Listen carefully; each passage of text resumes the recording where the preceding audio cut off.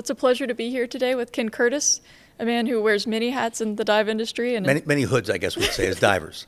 Much more accurate. And you are chairman of the USC Catalina Hyperbaric Chamber Day, which is one of the largest fundraising events in our industry. Yeah. So I would just like to kick things off with talking about that event and maybe even before that, the history of the chamber, because I understand it was donated itself. Yeah, actually, the chamber's been there since 1974, and it was donated by Lockheed. And they were doing, I guess, high-altitude type research, basically had an extra chamber. And we've actually got pictures of it coming over on a barge in 1974. And the thing weighs like 2 tons. So since we put it in place, there was a hangar already in existence. We were able to move it into that hangar. It has not budged there in the last, 50 plus years. But yeah, it was donated then. And it was because there was a lot of diving going on out at the area there. So the chamber itself is located within the Wrigley Marine Science Center, which is now part of the Wrigley Institute for Environmental Sciences. And they had a diving program back in the 70s there. And there were people getting bent. And somebody said, I'll bet we could use a chamber. And that's how it all came to be. And one thing that seems special about your chamber is that it is open 24/7 and does quite a bit for divers. Yeah. And a lot of that seems like it is supported by Chamber Day. There is, grant funding, but also a large part is supported by the events that you organize on an annual basis. So we'd be interested to hear more about Chamber Day itself, the activities entailed, and just how you manage it all, because it's a massive undertaking and a successful one. Well, definitely massive, that's for certain, and hopefully continue to be successful. But you hit on the key thing, that we're one of the few chambers in the U.S. that is open for divers 24/7, 365. In a leap year, we say 366 because you get an extra day at no extra charge. But there's only, I want to say, less than maybe 5 chambers in the U.S. that are that way. On top of that, you mentioned the idea of the public funding. We do get a grant from LA County that covers, LA is, for those not aware, is Los Angeles County, and that covers about 40% of the operating expenses for the chamber, which I don't know the actual budget. And to be clear, I'm not a chamber employee. I'm a dive instructor and dive shop owner who, I do this for the benefit of the diving community. But the annual budget is somewhere in the neighborhood of $225,000 to $250,000, because it's not a cheap thing to run, because we have volunteers coming over. We have to transport them. We have to house them. We have the stuff involved with running the chamber itself. There's supplies. There's all kinds of ins and outs with the whole thing. Mm-hmm. And for someone who is hearing this and supports the cause and is interested in getting involved, whether it's in person, they live in the area and want to be part of it next year, which it's early May. Is that correct? It's always the first Wednesday in May. And we have everything. The event consists of a number of components. We have Chamber Day, which is, and we can get into the history at some point if you want, but that's where it all started. That's 2 dives at Catalina and a walking tour of the chamber. Then we have, for those who can't dive during the day, we have what's called the Flying Dutchman, which is a fake boat. And every year somebody does call me and says, I'm on the Flying Dutchman. I'm not sure where it leaves from, and that's a different discussion. We have the Chamber Challenge, which is a strictly, hey, what can you afford to donate directly to the chamber? We have T-shirts and stuff we sell online, and then we also have the big finale, what's been called Scuba Prom, which is Chamber Evening, which is a sit-down dinner at the Long Beach Aquarium of the Pacific for up to 350 people, and that's where we have a raffle, we do all kinds of stuff, a lot of thank yous, and present the final check with what did we end up with this year. Mm-hmm. And so to find more information, it's the USC Catalina Hyperbaric Chamber website. The easy way to remember it is you go to chamberday.org, and you can either there, like if you go there right now, there's, we did real good this year, and there's a picture of Carl Huggins, who's the chamber director, myself holding up the check. There are also then links there to go to the actual chamber website, or ways you can donate and stuff like that. Mm-hmm. And it seems like you have a deep personal investment in the dive community in here and Chamber Day itself. And I understand you've been a dive professional for quite some time. Probably longer than you've been alive. I think so. I've been an instructor. I'm a NAUI instructor, have been since 1980. And I also own a dive shop based in Beverly Hills, which is called Reef Seekers Dive Co. I had taught for them, and then they were going to be up for sale. So in 1988, I bought it with a couple of partners.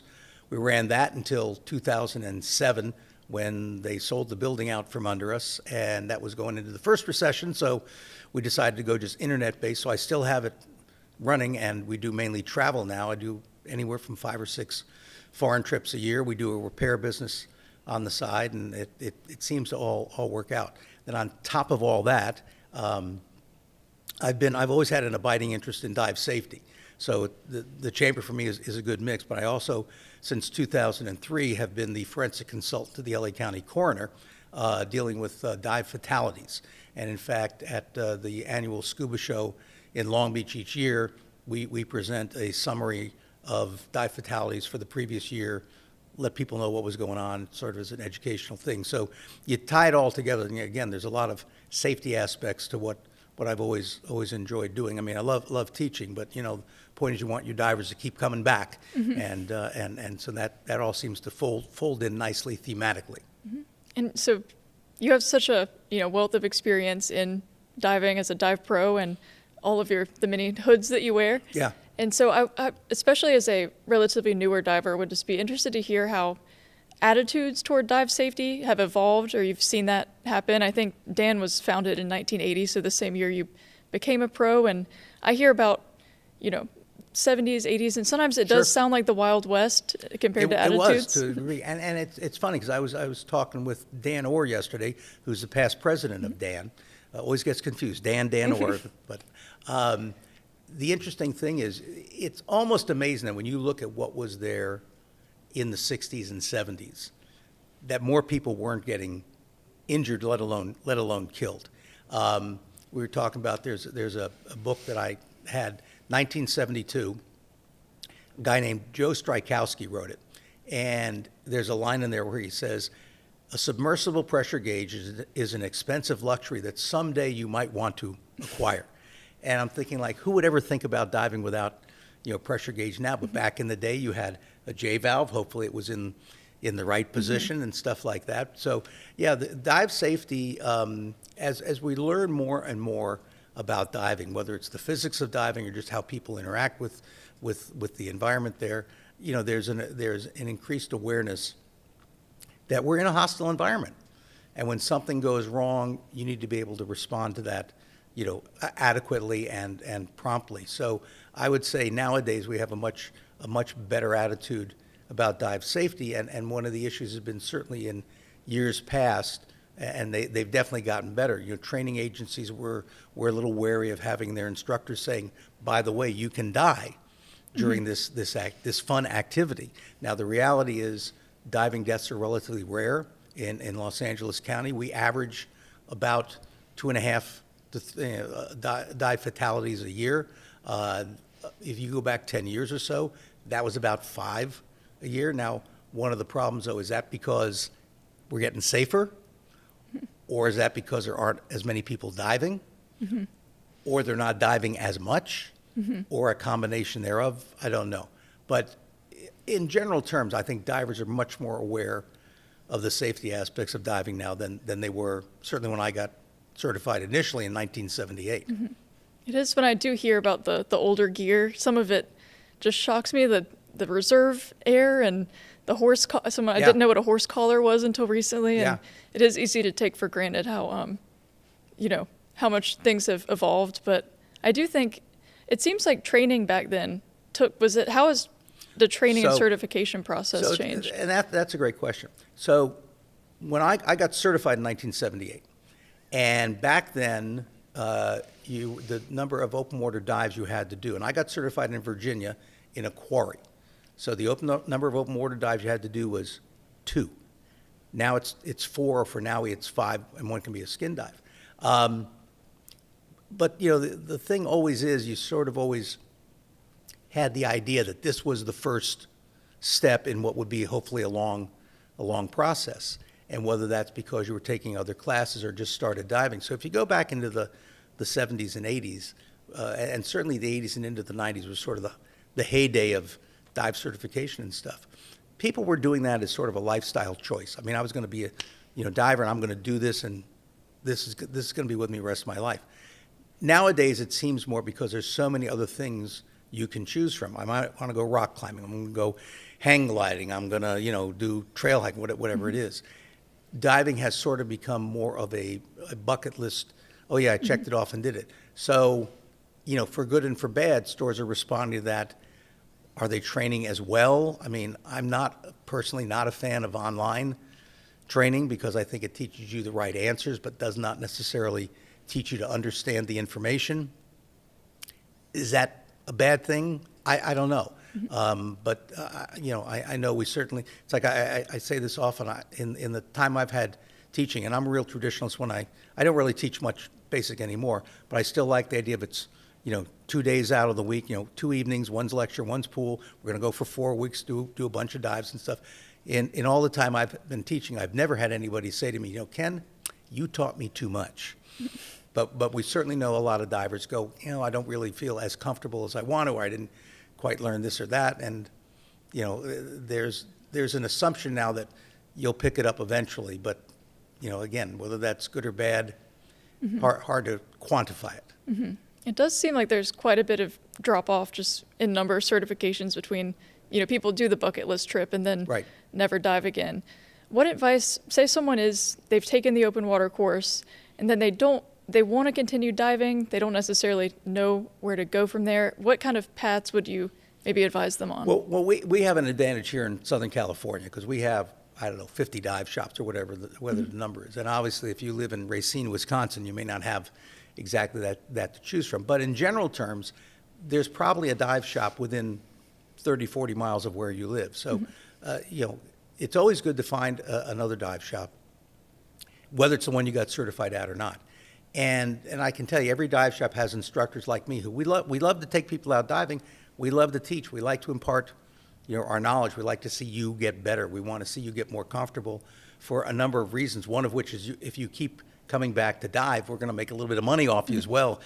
Do a trip, or you'll get rid of that horse collar BC and buy something a little bit more modern or something like that. So the best advice is to try to find yourself a local dive shop. By the same token, there are a lot of online advantages now. Scuba board, scubaboard.com is something where you can post questions and say, hey, I'm looking to do this. What advice do people have? Now the thing to remember is everybody on the internet is an expert, so sometimes you have to take it all with a little bit of a grain of salt. But you can get some good pointers, there as well as to how can I do better at this and that. And again, just read stuff. There's plenty of publications out there that we're writing about training techniques. We're writing about destinations you can go to, and all of those things. Anything you can do to improve your knowledge base is always going to be a good thing. Mm-hmm. And so it seems like you've done diving not only in this part of the world, Southern California, but everywhere. I've been a couple of other places, maybe. So I would love to hear, if there's a dive that just stands out in your memory, whether it was because of the marine life or any reason, just one that's an all-timer. Well, I mean, and there's, we don't have like 10 hours, so I can't run through it all. But there's one dive I just always remember. This when someone says, "What's a memorable dive?" And it was a California dive, and on the surface, no pun intended, you'd say this was horrible. It was a beach dive in Malibu at a place called Corral Canyon, place I'd been a number of times, and the conditions were awful. The visibility was maybe 1.5 feet, and I'm diving with one of my assistants, and it was a night dive. And because the viz was so lousy, we had to sit there, and we just really moved like an inch at a time around, and you just started seeing so much stuff. And because you were calm, and now the creatures that were hiding from you said, oh, this isn't too bad, they would start coming out. And the highlight of the dive was one point, sometimes you're doing something and you just feel, oh, there's like someone looking over your shoulder. And both my friend Mark and I had that same feeling as we sort of turned like this. There's a Pacific Electric ray just hanging between the two of us going like, hey, boys, what are you doing? What are you looking at? Isn't that cool? Da-da-da-da-da. So, the great dives like that, I'm real fortunate I get to go dive a lot of places around the world. I've been to, one of the unusual places is Easter Island, where I always wanted to go. You got the great big moai, which are the big statues, but it's one of the most isolated islands in the world, so it's got a unique ecosystem. They also have like less algae in the water there than anywhere else in the world. So it changes the way the fish behave. In terms of the coral structure, it's similar to Hawaii, lots of low-profile coral, but it's one of those places you go, this is a great, interesting place to go. And I go to Indonesia, I go to Yap a lot in Micronesia, I go down to the Caribbean. So, there's lots of places there, but it's a great thing because I call diving the greatest scavenger hunt in the world. You never know what you're going to find. And if I go dive the same place today and dive it again tomorrow, it's going to be different. That is one thing I've loved about it, just getting into the sport and having limited travel, but most of my diving has been in the quarry. Yeah. And it is just seeing over the seasons how it evolves with, the fish nests and everything. And this is a little more difficult to talk about, but I know one thing that we kind of advocate for is the importance of talking about when things go wrong. Oh, yeah. And mistakes. I know in that quarry I've done a lot of dumb things that I'm glad I was in a controlled environment for, and I think one thing that being able to admit those is one thing that's helped me is just hearing experienced divers. We've had Stratus Koss who wrote Close Calls, which is all of these, huge figures in the industry who admit their mistakes and what Sure. they learned. And just from a diver as experienced as you, if you have a moment, even if it's something you witnessed, if you are comfortable talking about it, that Sure. you think the audience could learn from. Well, I mean, and again, to go back to what we talked about earlier, since 2003, I've been the forensic consultant of the LA County coroner for fatalities. And I look at other diving fatalities around the world, as well. And I do some expert witness work, usually for the defense, but in diving stuff. So a lot of times, I have a pet saying that is, you never get hurt on a dive you don't make. And I can guarantee you that anybody you can talk to who's had some accident, obviously we can't talk to the people who are no longer here, but there was a little voice in the back of their head that was going, maybe you shouldn't be doing this. I was talking with someone yesterday and we were talking about, a cave dive. And obviously cave dives, I do not cave dive.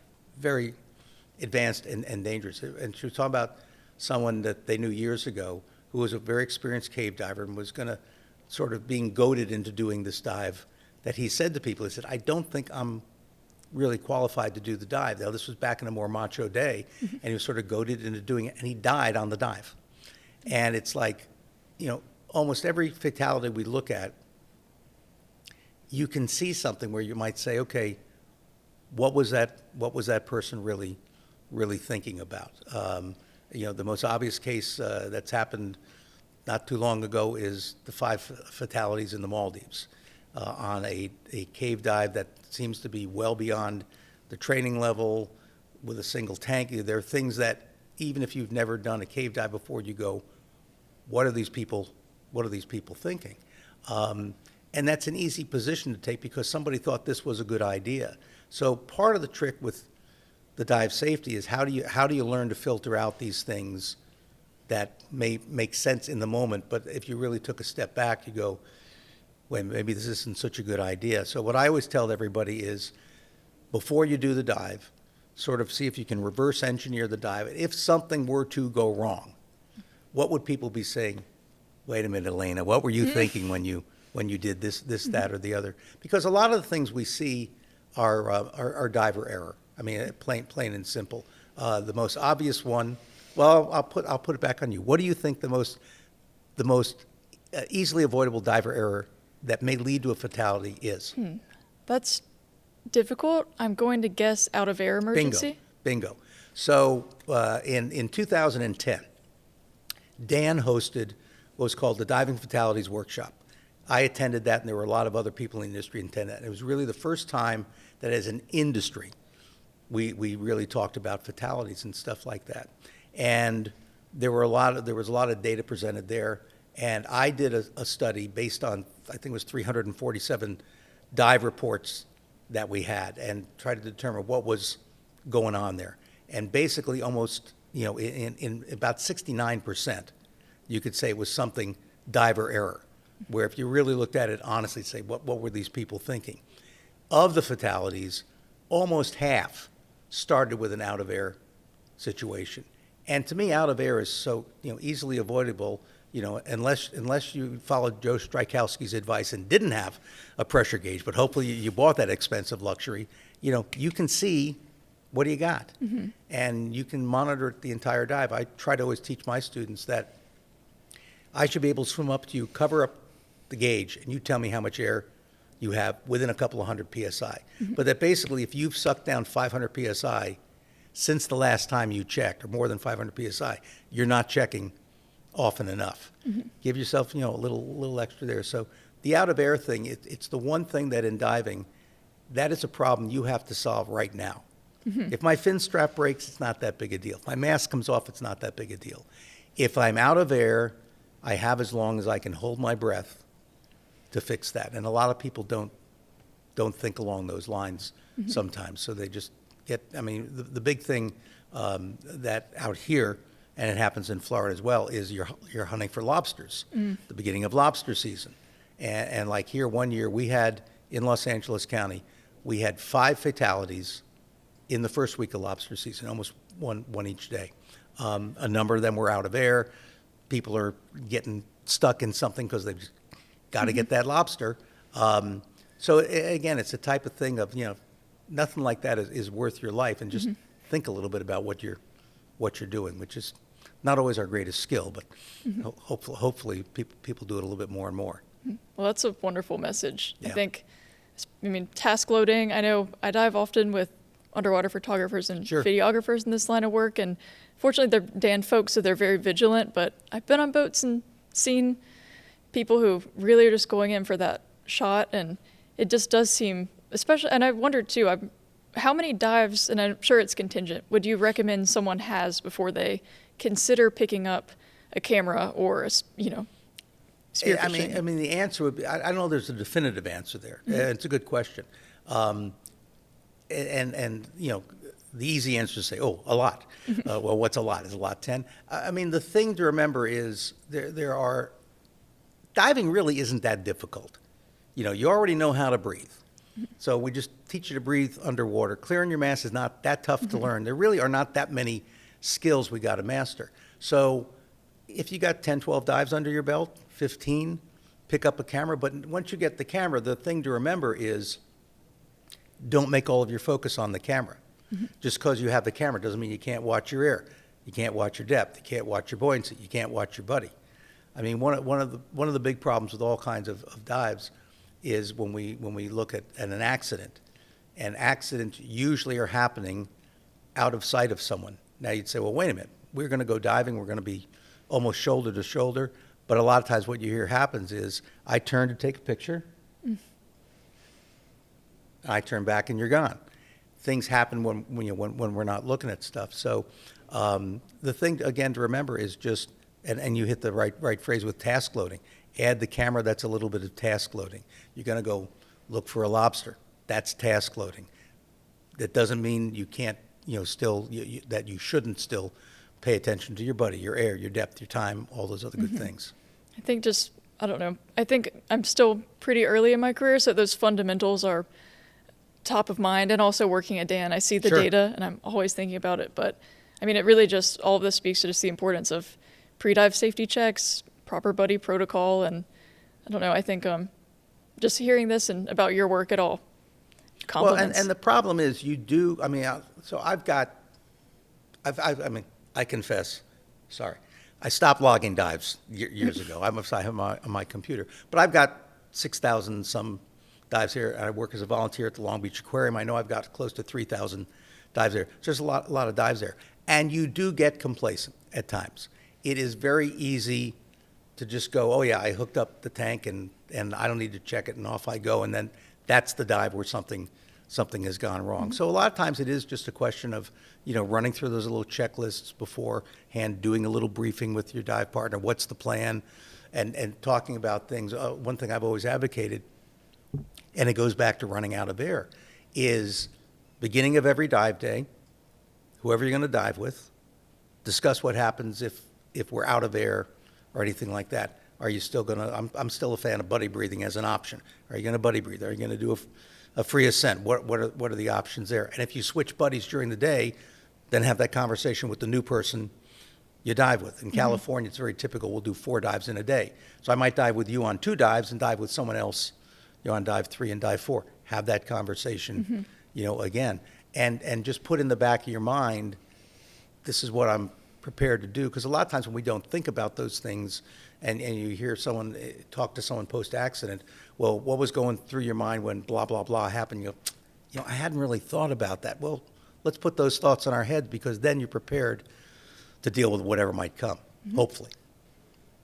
Well, this has been enlightening, and just hearing about your illustrious career in diving and I don't know, illustrious, and all of it. but career And certainly. we didn't touch on media, but I think it shines through in how Yeah. just wonderful of a storyteller you've been. As my ex-business partner said, I never met a microphone I didn't like. But I did spend, and this actually, to circle back in the Chamber Day, which again, as we bill, is the largest single-day charity fundraising event in the scuba industry in the U.S., maybe even in the world. I did spend 20 years working for KCET Public Television here in L.A., and my job was I was host of the pledge drives. So I would ask you, as I like to say, I'd ask you to donate for what you could otherwise get for free. So that skill carries over wonderfully into Chamber Day, where I sort of, once I have your email, I sort of badger you a little bit. There's a lot that goes on to make it work. But I looked at the numbers before I came down here, and in the last since 2000, we've raised, and again, as you mentioned, we do this event every year. It's always the first Wednesday in May. So next year in 2027, it's Cinco de Mayo. And I'm trying to figure out how to call it Cinco de Chamber without making it sound a little too weird. But since 2000, we've raised $3.3 million for the Catalina Chamber. About half of that has come in the last 10 years, so $1.6 million. And like I said, this year was our most successful ever. We cracked $200,000 for the first time, raising $201,244. And so the good thing to remember is our chamber runs off of, there's 2 paid people, there's about 20 to 40 volunteers who go out and man the chamber over the weekend. You need to have about 4 people around. You have a supervisor, a tender who goes inside the chamber, an operator, and a recorder. So, and our chamber is what's known as a multi-place chamber, so that we can handle up to 4 divers at a time if we needed to. And there was actually one occasion where we did have 4 people in there being treated. So it's a type of thing where, it's not like there's divers in there every single day, but we train all the time, because we've got to be, like in diving itself, we want to keep the chamber volunteers sort of at the ready. So when the call comes in, we're ready to go lickety-split, and the person comes in and we can get them and hopefully save their lives. And there are many stories where, you take someone who is clinically dead and zip them in the chamber, and at some point they wake up and go, how did I get here? Well, what a service to the dive community, and this has been just a wonderful conversation, and I do hope people listening who heard this and maybe aren't familiar with Chamber Day are inspired to give and learn more. So, as we said, the website is www.chamberday.org. We're happy to take your money at any time of the year, and if anybody has anything they want to shoot me a question or whatever, I can be reached. I'm a dinosaur, so I'm still on AOL. It's my name, Ken Kurtis, KenKurtis, at AOL.com. Thank you so much, Ken. It's been a pleasure. Thank you, Elena.